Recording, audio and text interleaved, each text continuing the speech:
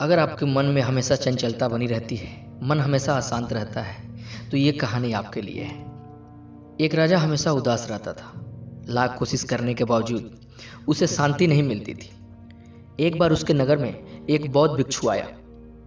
बौद्ध भिक्षु के ज्ञानपूर्ण उपदेश से राजा बहुत प्रभावित हुआ। उसने बौद्ध भिक्षु से पूछा, मैं राजा हूं, मेरे पास सब कुछ है, किंतु फिर भी मेरे मन में शांति नहीं है, मुझे क्या करना चाहिए?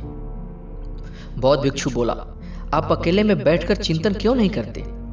राजा अगले दिन सुबह अपने कक्ष में आसन जमाकर बैठ गया। तभी उसके महल का एक कर्मचारी सफाई के लिए उधर आया। राजा उससे बात करने लगा। कर्मचारी से राजा ने उसकी परेशानियां पूछी, जिन्हें सुनकर राजा का दिल भर आया। इसी प्रकार राजा ने हर कर्मचारी के कष्ट व दुख जाने। सबकी व्यथा सुनने के बाद राजा ने निष्कर्ष निकाला कि वेतन कम होने से सभी आर्थिक रूप से परेशान थे। राजा ने तत्काल उनके वेतन में वृद्धि की, जिससे वे सभी खुश हो गए और उन्होंने राजा के प्रति आभार व्यक्त किया।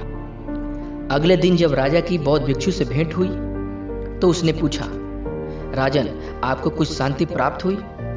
राजा बोला, मुझे पूर्ण रूप से तो शांति नहीं मिली है, किंतु जब से मैंने मनुष्य के दुख के स्वरूप को जाना है, अशांति थोड़ी थोड़ी जाती रही है। तब भिक्षु ने समझाया, राजन, आपने शांति के मार्ग को खोज लिया है, बस उस पर आगे बढ़ते जाइए। एक राजा तभी प्रसन्न रह सकता है जब उसकी प्रजा खुशी हो।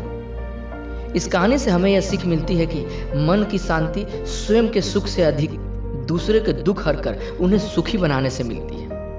इसलिए यथाशक्ति दूसरे की सहायता करें। मन की शांति मन की स्थिरता से आती है जी। जितने सवाल पैदा करोगे उतनी ही बेचैनी आती है। इसलिए मन के सवालों को ढूंढो और जवाबों से तृप्त हो जाओ, वरना जिंदगी भर भटकते रह जाओगे। मन शांत हो तो हमारा जीवन भी शांति से व्यतीत होता है। अगर हमारे मन में ही हलचल है तो हमारा जीवन भी सदैव हलचल में ही व्यतीत होगा। कोई भी कारण हो, कोई भी बात हो, चिढ़ो मत, अब गुस्सा मत करो, जोर से मत बोलो, मन शांत रखो और विचार करो, फिर निर्णय लो। आवाज से आवाज नहीं मिटती है, बल्कि चुप्पी से मिटती है जी। आप गुस्सा करेंगे तो तकलीफें सिर्फ आपको होगा, मन शांत रखेंगे तो सुख भी आपको ही मिलेगा।